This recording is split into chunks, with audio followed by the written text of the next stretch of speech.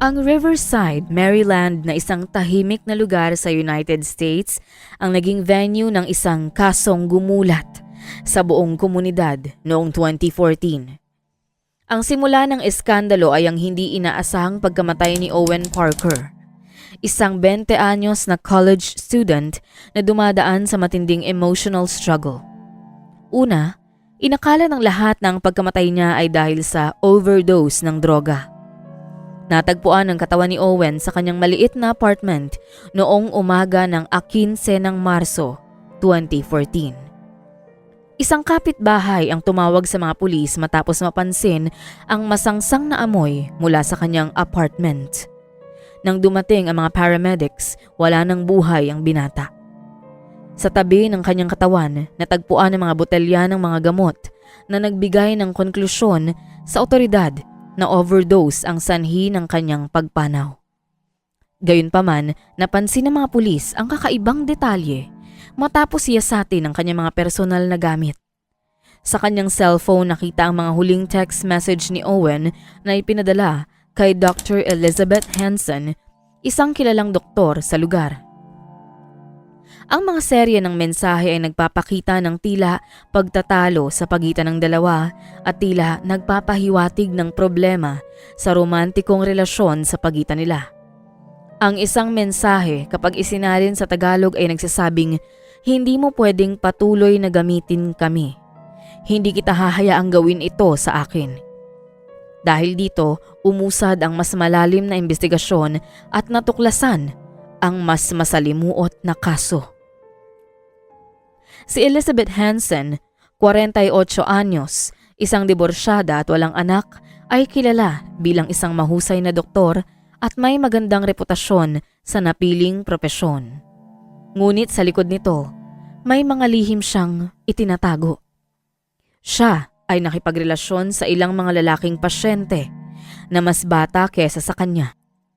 Kabilang sa kanila, sina Sebastian Fletcher, isang 31 anyos na personal trainer, Samuel Roberts, 28 anyos na nakikipaglaban sa anxiety at depression, at ang pinakabata sa kanila ay si Owen Parker na 20 anyos lang at natagpuang wala ng buhay sa kanyang tinutuluyang apartment. Sa paglalim ng investigasyon, napag-alaman ng mga detective na hindi ito basta overdose lang. Ang relasyon ng mga lalaki kay Elizabeth ay may malaking papel sa nangyari kay Owen. Ang mga ugnayang ito ay sumira sa imahe ni Elizabeth sa komunidad. Nang mabunyag ang mga relasyon niya sa mas mga batang pasyente, naging malinaw na lumabag siya sa mga ethical standards na dapat nitong sinusunod bilang isang doktor. Lalo pang lumalim ang investigasyon nang tanungin si Sebastian Fletcher, ang personal trainer na naging kasintahan ni Elizabeth.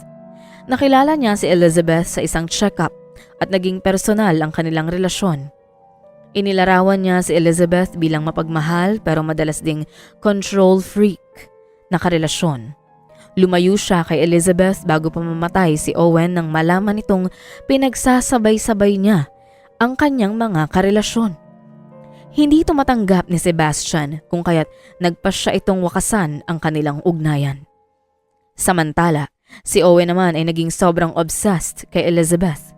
Si Owen ay ulila sa ina at ang kanyang ama ay may sarili na ring pamilya kung kaya't marahil nakita nito si Elizabeth hindi lamang bilang kasintahan, kundi bilang isang mapag-arugang babae na hindi nito kailanman naranasan dahil sa pagiging ulila.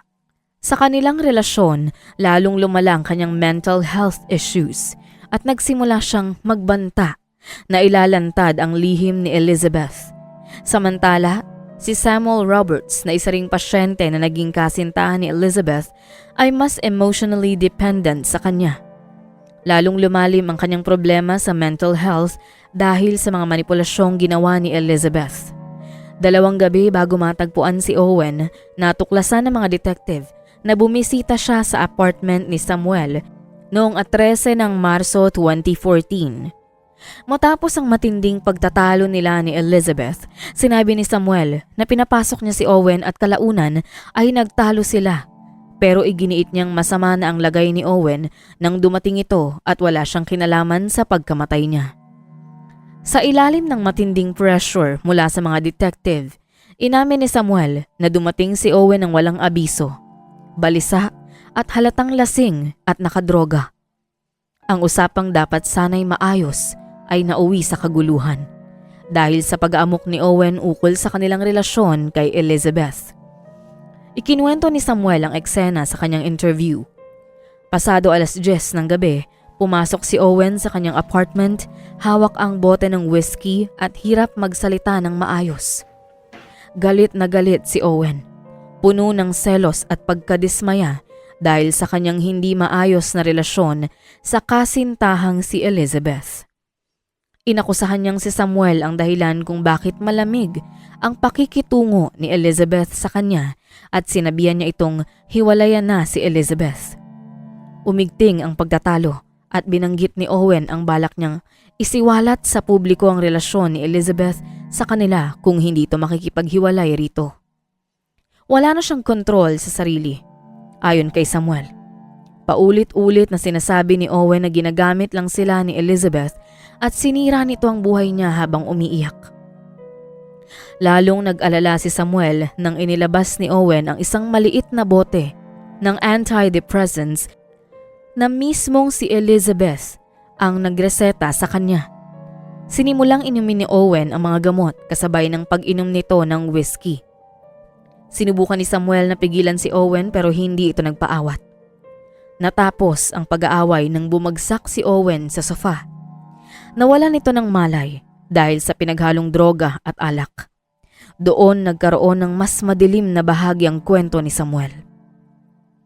Inamin niya sa mga detective na naisip niyang tawagan ang ambulansya o pulis pero sa huli wala siyang ginawa. Sa halip, hinayaan na lang niyang matulog ito sa sofa. Nang magising si Samuel, kinabukasan, wala na umano si Owen. Habang binubuo ang mga peraso ng misteryo, lalo pang lumalabas ang masalimuot na ugnayan ni Elizabeth kay Owen, Sebastian at Samuel. Naging kahina-hinala si Elizabeth. Nang madiskubre ng mga detective na 1 linggo bago ang kamatayan ni Owen, nagkaroon pa sila ng mga pribadong therapy session. At mismong si Elizabeth ang nagreseta ng mga gamot na ginamit ni Owen para ma-overdose ito. Nakakagulat ang mga revelasyon kung paano niya ginamit ang kanyang impluwensya para manipulahin ang mga kalalakihang karelasyon niya. Maingat na binuo ni Elizabeth ang kanyang relasyon sa bawat isa gamit ang iba't ibang paraan. Pero sa huli, si Samuel ang may pinakamalalim na pakikipag-ugnayan sa kanya. Humarap si Elizabeth sa mga detective bilang isang professional. Kalmado at maingat na sinasagot ang mga tanong nang hindi napapahamak. Sa likod ng kanyang kalmadong anyo, alam ni Elizabeth na unti-unti nang bumabagsak ang kanyang mundo. Sa kanyang interview, iginiit niyang wala siyang ginawang mali at sinabing ang mga relasyon niya kina Owen, Sebastian at Samuel ay pawang consensual at pribado. Ipinilit niya na hindi naaapektuhan ng mga relasyong ito ang kanyang mga tungkulin bilang doktor. At nang tanungin tungkol sa pagreseta niya ng gamot kay Owen sa kabila ng kanilang personal na relasyon, naging defensive si Elizabeth. Ayon sa kanya, malala ang mga mental health issues ni Owen at bilang doktor, ginawa lang niya ang kinakailangan upang matulungan ito. Ngunit hindi kumbensido ang mga investigador. Ipinakita nila kay Elizabeth ang mga text messages ni Owen kung saan nagbanta siyang ilalantad ang kanilang relasyon. Magkagayunman, pinilit na itinanggi ni Elizabeth na siya ay responsable sa nangyari kay Owen. Pilit na umiwas si Elizabeth sa ibang mga detalye, ngunit halata ang tensyon sa kanyang boses. Sa kabilang banda, si Sebastian na winakasan na ang kanyang relasyon kay Elizabeth ay nasangkot din sa eskandalo at dahil dito, nanumbalik ang sakit na pilit na nitong nililimot. Nasira si Sebastian sa katotohanang nilinlang lang siya ni Elizabeth. Akala niya ay espesyal siya, pero natuklasan niyang isa lang pala siya sa maraming lalaking pinaikot ni Elizabeth. Lumapit si Sebastian sa mga detective at nag-volunteer upang magbigay ng impormasyon tungkol sa mga taktika ni Elizabeth.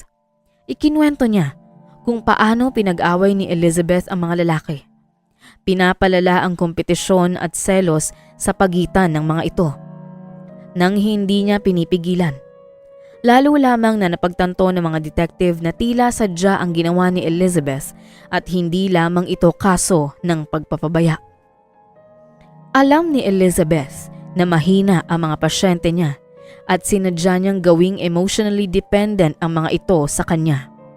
Ngunit ang tanong, may direktang pananagutan ba si Elizabeth sa pagkamatay ni Owen Parker? Si Samuel Roberts na matindi ang hinagpis dahil sa kanyang papel sa pagkamatay ni Owen ang huling piraso ng investigasyon. Simula nung umamin siya na kasama niya si Owen nung gabing yun, lalong bumagsak ang kanyang mental state. Pero hindi pa niya lubos na naikukwento ang lahat ng nangyari. Matapos ang mahabang pakikipag-usap sa kanyang abogado, pumayag si Samuel sa huling interview. Sa kabila ng pamumutla at panginginig, muling ikinuwento ni Samuel ang gabing yun. Pero mas malinaw na ngayon ang mga detalye. Inamin niyang nang bumagsak si Owen sa kanyang sofa, nagpanik siya. Ilang oras siyang nakaupo sa sulok ng kanyang apartment. Pinapanood si Owen na bumabalik-balik sa ulirat. Napakaraming gamot ang ininom ni Owen, pero nang magsimula itong masuka at hindi makahinga, doon lang napagtanto ni Samuel ang tindi ng sitwasyon. Sinabi niya sa investigador na nakakaramdam siya ng guilt dahil kung tumawag siya ng tulong ng gabing yon, malamang ay buhay pa si Owen. Inamin ni Samuel na nagpadala siya ng sunod-sunod na text messages kay Elizabeth ng gabing yon. Sinasabing delikado na ang lagay ni Owen, pero naging malamig umano ang tugon ni Elizabeth. Sinabi nitong pabayaan lang si Owen at bubuti rin ang kalagayan nito. Pinayuhan din siyang ihatid na lamang ito sa kanyang apartment at magiging maayos din ang lahat. Sa labis na takot, nagtiwala si Samuel kay Elizabeth na isang eksperto sa medisina. Bagamat nababahala ay sinunod niya ang sinabi ni Elizabeth at dinala ito pabalik sa kanyang apartment. Umuwi siya sa kanyang bahay at umasang magiging mabuti ang kalagayan ni Owen.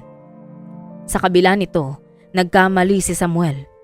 Ang kombinasyon ng droga at alak sa kanyang katawan ang naging sanhi ng kanyang kamatayan. At ang kakulangan ng atensyong medikal ang nagtulak sa kanyang malungkot na kapalaran. Kahit wala sa lugar ng insidente si Elizabeth nang mamatay si Owen, malaki ang naging papel niya dahil sa pagpigil nito sa paghingi ng tulong ni Samuel at nang sabihin ni Elizabeth kay Samuel na magiging maayos din ang lagay ni Owen. Inilagay nito sa kanyang sariling kamay ang pag-asa na sana ay naagapan pa ang pagkamatay ng binata kung nadala lamang ito ng maaga sa ospital. Maaaring alam ni Elizabeth ang mangyayari sa binata ngunit hinayaan niya ito dahil sa kanyang pinoprotektahang lihim. Alam nito na kung darating ang mga otoridad at magkakamalay si Owen, ay maaaring ituloy nito ang kanyang banta na ibubunyag ang kanyang lihim na makakasira sa imahe niya. Kung kaya't pinabayaan itong malagutan siya ng hininga ng gabing yun. Ang papel ni Elizabeth sa mga kaganapang humantong sa pagkamatay ni Owen kasabay ng kanyang hindi etikal na relasyon sa tatlong lalaki ay sapat na upang sampahan siya ng kaso. Ang testimonya ni Samuel, bagamat puno ng lungkot, ay nagpatibay sa ideya na ang emosyonal na manipulasyon ni Elizabeth ang nagtulak sa trahedyang overdose. Ginanap ang unang araw ng paglilitis kay Elizabeth Hansen noong Nobyembre 2014. Inilarawan ng prosekusyon na si Elizabeth bilang isang mapanlinlang na tao na sinadyang gamitin ang weakness ng mga nakababatang lalaki para sa sariling kasiyahan. Hindi nag-aksaya ng oras ang Assistant District Attorney sa pagtutok sa mga paglabag ni Elizabeth bilang doktor. Ipinakita niya kung paanong ang mga relasyon kina Owen, Sebastian at Samuel ay hindi lang basta maling desisyon kundi sadya at pinagplanuhang manipulasyon. Ipinunto ni Klein na ang mga gamot na nireseta ni Elizabeth kay Owen ay ang mismong naging dahilan ng overdose. Alam niyang delikado ang mental na kalagayan ni Owen. Samantala, Ipinagtanggol naman ng kanyang abogado si Elizabeth at sinabi na bagamat nagkamali ito sa personal na aspeto, wala siyang krimen na nagawa. Bagamat hindi etikal, consensual naman daw ang mga relasyon ni Elizabeth sa mga lalaki. Iginiit niyang ang pagkamatay ni Owen ay dulot ng sariling desisyon nito at hindi ng direktang pagkilos ni Elizabeth. Pero nang tumestigo si Samuel Roberts, bumigat ang sitwasyon para kay Elizabeth. Nang humarap si Samuel, kita ang hirap na dinanas niya. Payat at tila pagod sa emotional stress ng mga pangyayari. Napakahalaga ng kanyang testimonya dahil siya lang ang naroon nung gabing mamatay si Owen. Ikinuwento ni Samuel ang detalye ng gabing yun. Ang kanyang boses ay nangangatog habang inaalala ang pagbagsak ni Owen sa kawalan ng pag-asa at kung paano niya pinanood itong inumin ang mga gamot na ikinamatay nito. Ngunit ang sinabi niya tungkol sa sagot ni Elizabeth sa kanyang mga mensahe ang nagpagitla sa lahat.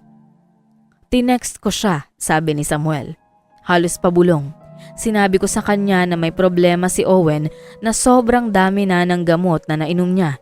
Pero sinabi lang niya na pabayaan ko lang ito at magiging maayos din ang lagay niya." Ipinakita ng mga ebidensyang ito na mas iniisip ni Elizabeth ang sarili niyang reputasyon kesa sa kaligtasan ni Owen. "Sinabihan niya akong huwag tumawag ng kahit sino," patuloy ni Samuel. Habang naluluha, "Nagtiwala ako sa kanya at nagkamali ako. Dapat ay tumawag ako ng tulong ng gabing yun." Dagdag pa ni Samuel. Ang testimonya ni Samuel ang naging turning point ng kaso. Ipinakita nito na hindi lang ang kontrol ni Elizabeth sa emosyon ng mga lalaki, kundi pati na ang kawalan niya ng pakialam sa buhay ni Owen nang nangangailangan ito ng tulong. Ang mga text messages ang naging pangunahing ebidensya na nagpapatunay kung paanong mas pinili ni Elizabeth na unahin ang pangalan kesa sa buhay ni Owen. Si Samuel, bagamat siya ang huling nakasama ni Owen ng gabi bago namatay, ay hindi naman nakitaan ng liability. Ang pagtatangka nitong tumawag ng tulong ay sapat na upang isipin ng korte ang intensyon nitong tulungan ang binata, bagamat pinigilan siya ni Elizabeth at pinaniwala ang magiging maayos din ito para sa sarili niyang interes. Habang nagpapatuloy ang paglilitis, tinawag ang iba pang mga testigo, kabilang si Sebastian Fletcher. Bagamat nakipaghiwalay na siya kay Elizabeth bago pa mamatay si Owen, ibinahagi niya kung paano siya minanipula ni Elizabeth at kung paano niya ginamit ang kanyang impluensya upang kontrolin ang mga lalaki. Pinatibay pa ng testimonya ni Sebastian ang kaso ng prosekusyon na ginamit ni Elizabeth ang kanyang posisyon bilang doktor upang manipulahin ang mga lalaki. Bukod pa rito, isang forensic toxicologist ang nagpatunay na ang dami ng gamot na ininom ni Owen ay malayo sa dapat na therapeutic na dami at ang halo nito sa alak ay nakamamatay. Idinagdag pa ng eksperto na kung natawagan lang sana ang mga paramedics ng mas maaga, posibleng naligtas si Owen. Pinatibay nito ang argumento na minanipula ni Elizabeth si Samuel na huwag kumilos at ang hindi niya pagtulong ay direktang nag-ambag sa pagkamatay ni Owen. Sinubukan ng depensa ni Elizabeth na ipakitang isang aksidenteng trahedya lang ang nangyari. Ngunit ang mga ebidensya at testimonya ay taliwas ang sinasabi. Habang umuusad ang paglilitis, naging malinaw kahit hindi si Elizabeth ang direktang nagbigay ng nakamamatay na gamot, ang kanyang manipulasyon kina Owen at Samuel ang lumikha ng mga kondisyon na humantong sa trahedya. Ang huling dagok ay dumating nang ilabas ng prosekusyon ng mga medical record ni Elizabeth bilang ebidensya. Ipinakita rito na patuloy niyang nireresetahan si Owen ng gamot na mas mataas ang dosage kesa sa dapat i-take ng katawan ng isang individual. Matapos ang ilang linggo ng emosyonal na pahayag, nagtapos ang paglilitis. Nagtagal lamang ng 2 araw ang deliberasyon ng hurado bago na pagdesisyonan ang guilty verdict para kay Elizabeth Hanson dahil sa professional negligence at pagkamatay ni Owen Parker. Tahimik ang korte habang binabasa ang hatol. Tuluyan siyang tinanggalan ng lisensya bilang doktor at hinatulan ng pagkakakulong na hindi bababa sa 27 taon sa isang state penitentiary. Sa kasalukuyan, unti-unti nang umuusad ang mga buhay ni Sebastian at Samuel. Malayo sa manipulasyon ni Elizabeth na pinagsisilbihan ang kanyang sentensya sa kulungan. Ang trahedyang ito ay hindi pangkaraniwang nangyayari, ngunit may mga tao sa kasalukuyan na involved din sa multiple relationship at ang practice na ito ay masasabing risky o delikado at hindi rin katanggap-tanggap. Naway matutunan nating maging tapat sa ating mga relasyon upang hindi makasakit at hindi humantong sa trahedyang katulad ng sinapit ni Owen.